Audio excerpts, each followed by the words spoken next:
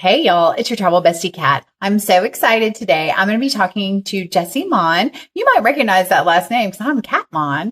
And he is actually my oldest kid and he just got back from Australia and I helped plan the trip for him. So we're going to chat about that. So welcome him to the show. And don't you forget, I need you to like and follow this podcast and this YouTube channel so I can keep bringing you fun travel content with a little entrepreneurial twist. Here we go. You ready to talk about Australia? Sure. Okay. Hey, y'all, it's your travel bestie Kat, and this is Jesse Mon. He's here to talk to us about Australia. How'd we meet, Jesse? Um, we met many decades ago. I started calling you mom, and I don't remember all the details on that one, but you probably have a better memory than I do on that one. I That's won't fair. say how many decades for both of our sakes. We won't say because, yeah, we don't want to tell how old mom is. Okay, so what made Australia the destination you wanted to visit this time? Um, Couple of different things. One, it is my goal to step foot on all seven continents. So Nice. that's the big one So I'm for going to get to me. plan Antarctica for you too. Possibly, probably, most likely, and you'll have your work cut out for you on that. Actually, I've looked at No. Antarctica, and the best option seems to be there are several cruises Yeah. out of mostly Argentina. Yeah. I've sent two people already. I know how to do it. We're solid. Fantastic. Okay, we'll have Mhm. to figure out that one when I've got more time, more money, but I think Australia is my continent for this year. And if you don't have anyone to go with you, I'm really good at finding the best solo price because I did it for one of my guests. He found a much higher price and I found the better price. And he was like, "Is this real?" And I was like, "Yes, I did not just make it up. It is real." And for anybody listening, that's pretty consistent because you saved me $300 I know. based on what I Mom's found magic. on my own stuff. So if anyone is sitting here wondering, hey, how does the Mhm. money work with a travel agent? Do you pay them normally? It just comes out of the fees. And I actually saved money going with you. See? I So, and it was the exact same flight, exact same hotel, exact same seating, everything. It's not like I made any sacrifices on quality. It was all the same stuff that I wanted. I'll be honest though, I did try and talk him into another hotel because I found one where you could wake up and have breakfast koalas and he was against it. He said, and I, in fact, I hate koalas and I don't want to go. And those were my exact words were I hate koalas and I don't want to wake up in a hotel with koalas. No, that was not what I said. Thank you for It's trying to not what make he said. everyone. Okay. He or Thank he you for had trying to make everyone. It was 30 minutes out of the way from anywhere I wanted to be. It was more expensive than the hotel I had picked. I And there know, were but like I no saved it because restaurants. I'm gonna stay at that one. You're more than welcome to wake Mhm. up next to koalas. I will still Mhm. recommend Four Seasons in Sydney. And no, they're not begging me to say this, but it No, they was, appreciate that plug though. I'm sure they do, but they were perfectly located next to where all of the metro ferries and most of the buses, and there was a lot of good food, and it was within walking distance, like a 5 minute walk Oh, from the Sydney Opera House. I was able to see the Opera House from my hotel window and all the festivities, and there were fireworks one night, and I didn't know they had fireworks, but I could literally see them from my hotel window. I heard them going off. I'm like, what in the heck? But it was absolutely beautiful, wonderful to answer. Go back to your original question, why huh? Australia wanted to. My goal is to step foot on all seven continents. This was a new one, and there's just so much you could do. Originally, my plan was go to Cairns and the Great Barrier Reef and spend some time on the beach. I really wanted some time to relax. There's two kinds of vacations. One where you're running around at a million miles an hour doing 10,000 different things. And then the other is you are sitting in one place, focusing on rest, relaxation, and doing very little. My original plan for this was to have it be the second option. It turned into the first one. All my vacations turned into the first one. I have accepted that I don't really sit still if I'm thousands of miles away from home, then I want to go out and do all sorts of things. Yeah. So, Australia had tons and tons to do. For the itinerary, it was Cairns has a beautiful boardwalk with lots and lots of restaurants, but the big highlight is they're the gateway into the Great Barrier Reef. So I went snorkeling and scuba diving in the Great Barrier Reef, which was a once in a lifetime experience. I absolutely loved it. That Um, looks really cool too. I'm gonna put a picture up here so everybody can see it. okay, please do. I have I paid the extra money to get all the pictures from the photographer. The lady had a very expensive camera that worked underwater while she's using scuba diving gear. Um, so I don't know which one you're going to put, but they're all pretty fantastic. Always pay for the pictures, people. If someone comes up to you, I'm gonna tell you right now, when I was in Cozumel with our the rest of our family, the adults, my husband's brother and the in-laws, this guy came up to me and he showed me one picture to start. Now, there were 80 pictures total, but even if he just had this one, it was me diving in the water looking like a mermaid. And he was like, $40, you can have all the photos. He undersold himself. He could have had $40 just for that photo. Okay. I would pay for that, put it on my passport, my DMV, everything. Like, Oh, absolutely. A lot of the photos from the dive, the snorkeling ones turned out the best because the dive, it was an equipment thing. I had a bad yeah. mask and I wasn't quite drowning, but I couldn't exactly see very well, and it took me a few minutes to figure out how to get the seal to work properly. And then for the snorkeling, I was able to trade in my mask. But there were tons and tons of fish. I mean, we're talking anything you can imagine, bright blue. Um, there was a stingray that was, I mean, they tell you not to touch the bottom. It's kind of hard not to. And I did the best I could.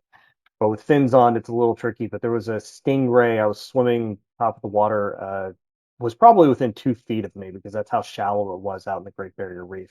And it had bright blue circles on it. And just from reading and a little bit of research before, anything with bright blue, whether it be in the animal kingdom or hair on my ex-girlfriends, I know that I just need to stay away from for lots of reasons. They Mm. are absolutely poisonous. But that one, I'm like, okay, I don't know what this is, but he's going his way, I'm going my way. They have a marine biologist on the boat. Oh, The that's staff cool. was absolutely wonderful. Um, the marine biologist on the way back, you could go through and kind of describe what kind of fish and people were going through, and there were people from all over the world on that boat. I met two guys from LA that worked for a tech company. Um, there were people Korea, Japan, there were Singapore, Philippines, China, I think one or two from Mexico. People all over the world. We're all going through and they're all explaining. And I'm like, okay, just out of curiosity, I saw a stingray with bright blue circles and I got about 2, 3 feet away and I just watched her eyes kind of open up and she's like, yeah, I'm glad you didn't touch that. And I don't remember the name of it, but she says, yeah, they're relatively common. The good news is they're harmless. So if you're sitting here wondering, oh my gosh, am I going to get stung? No, they're very harmless. They are more afraid of you than you are of them. But it was kind of cool that I got to see it, and I would absolutely do it again. And no, you should not be afraid because they No, take you out to a stingrays are very, very yeah, gentle giants and they yeah. just. It was probably about, it was a relatively small one. It was probably about the size of a dinner plate, and then had the stinger on it. So that was an absolute blast. Um, Cairns was just a beautiful town. I understand why a lot of people retire there because got the boardwalk Would you say that was your favorite region? to do. Uh, Probably, although Sydney was a whole different, it was great for a lot of reasons. Sydney is another big city. It's kind of like if you've ever been to New York or Seoul, South Korea, or really any large city that just has so many things to do. Sydney matches that. The public transit infrastructure, I think I took an Uber to and from the hotel, and I never needed another one. Hmm. Um, Took bus out to where was that? Bondi Beach. That was it. Beautiful beach, massive. Now, granted, it's winter in Australia right now. Seasons are flipped. So didn't really go swimming, but was able to go walk along the beach. Got caught up in a rainstorm on the way back. Had an absolute blast because there was a little rock thing that I could hide under, and we are hiding with a couple other people from all over the world. So made lots of friends. Nice. Waited for the rain to pass over. Um, I kind of sad I didn't even really get to take the metro, and they have this massive, huge metro station, but all the things that I wanted were there within walking distance. I went to first walked around the Sydney Opera House, and the size and scale of this building is just insane. I was thinking, okay, it's just I don't know, maybe like an office building or maybe like a theater. No, no, no, no, no, no. It took probably 10 minutes to just walk around the thing, and that's me walking quickly. It was honestly longer than that. If you go to a movie theater, they have theater one is playing this, theater two is playing this movie. Okay. They have that for entire concerts. And I have been to a lot of rock shows, fist raised to the sky, more than my fair share. They could have seven different concerts in the Sydney Opera House. And for context, they say it's the Sydney Opera House. There was no opera. It's just you can play any kind of music you want or whatever they have going on. They could have seven different concerts because they have seven different studios or Oh, wow. shows, not counting the backstage stuff in some of the rehearsal rooms that they'll say, yeah, for smaller concerts or smaller stuff, we'll convert one of those over. The night I went was a Wednesday night, and I they had two others going on.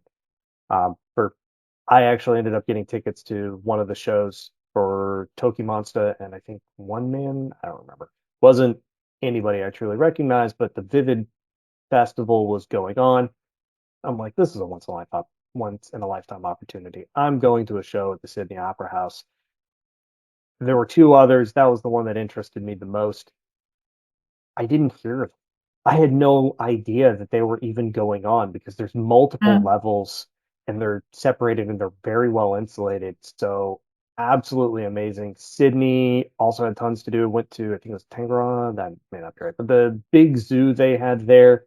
Got to see the biggest one was the kangaroos, but Uh-huh. also dingoes, which look like the lady was very clear. They look like dogs. They're more akin to wolves. Do Oh, not yeah. treat They're them just like, smaller, like a dog, but oh, yeah. yeah, but they have the prey predator Mhm. instincts of a wolf. Treat them more like a wolf than a dog. Do not go up and pet them. Um, No.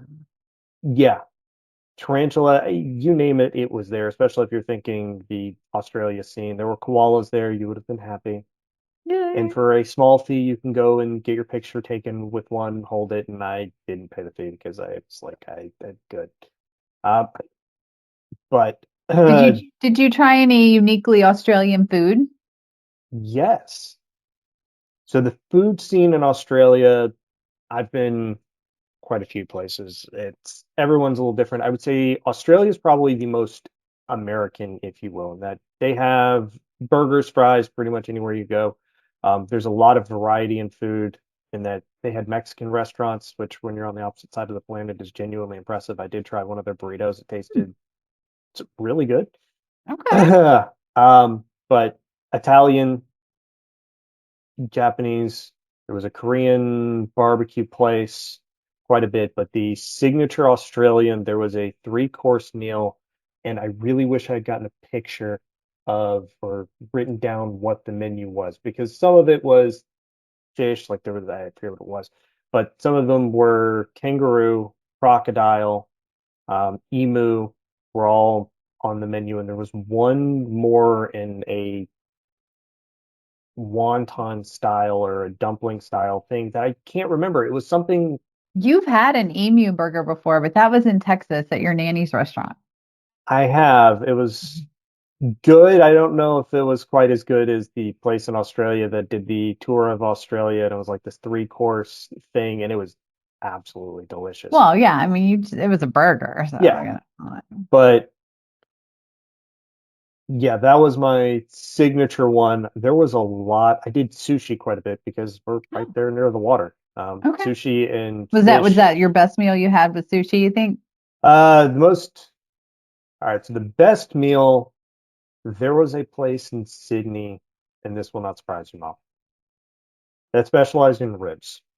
Oh, So this is a me specific best meal. For those of you who are not aware, ribs is basically my favorite food since we I do was a like ribs, kid. yeah. And they had a rib medley Oh, that did a pork, okay, cool, beef, fun, and then a lamb rib style. ooh, So you get like all three plus sides, and it was absolutely amazing. So that's that was my fun. personal favorite, but the most unique was probably the Australian medley. The what I probably had the most common, or what I had the most, was probably sushi or fish, just because you're right there, and it was relatively inexpensive, and it was all really good. And it was probably quick and easy on those two things too. It Did was there was did any a oh, good did any cultural differences stand out in Australia? of all the places I've been besides Canada.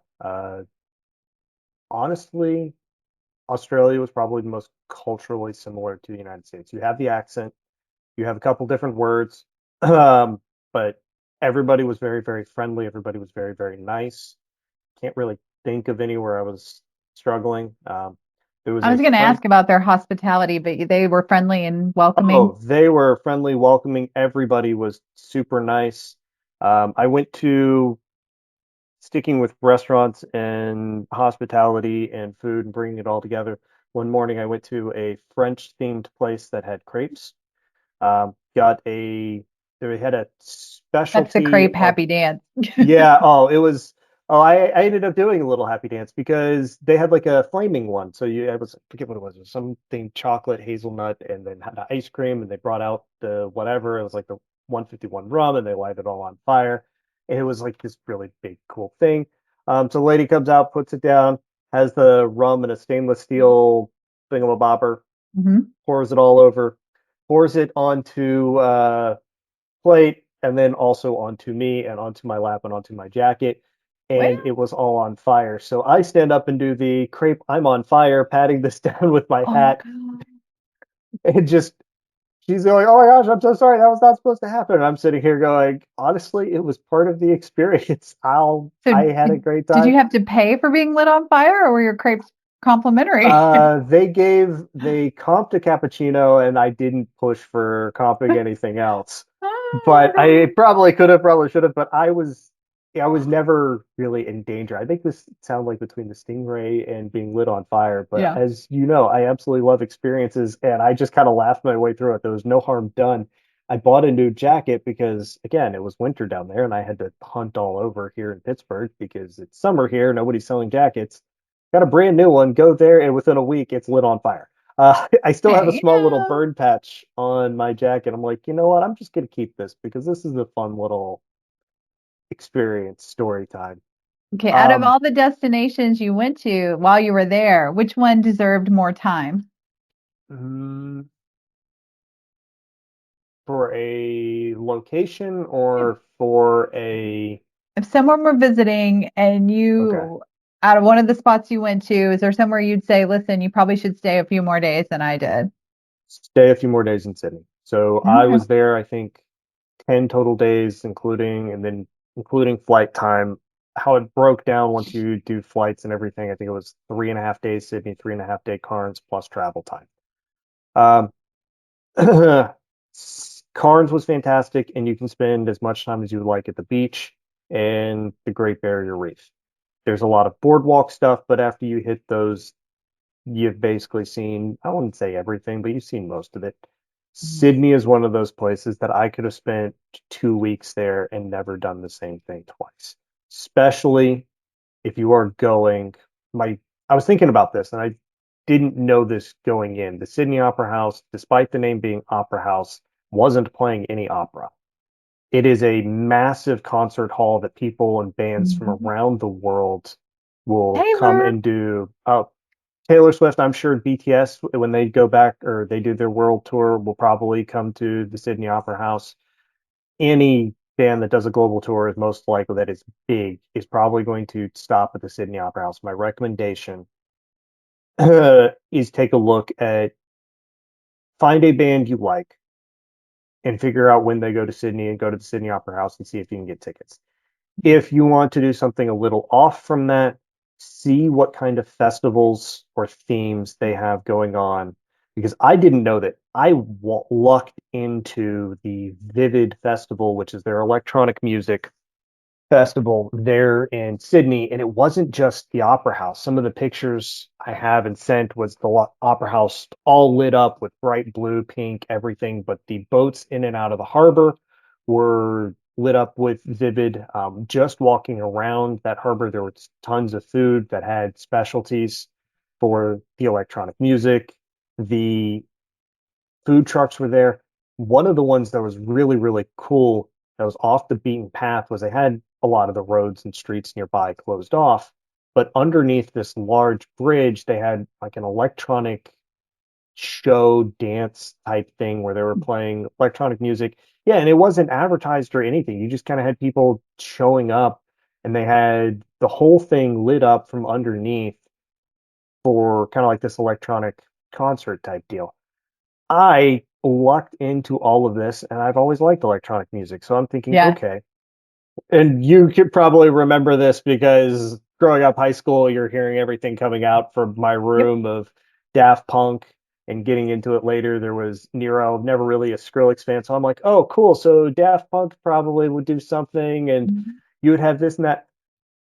Okay, y'all, if you do not want to feel old, or maybe you do, if you want to feel old, Mhm. look up what bands are playing now versus what you listened to when you were thinking like electronic music. Well, you like for me, it was associating electronic music. I will say there was a Daft Punk style show, and if you're Hmm. listening to this now, no, we haven't traveled back in time. Daft Punk stopped producing music. I forget how many years ago. It was just But a what? similar artist. Yeah. Oh, no, I'm gonna make myself feel old again.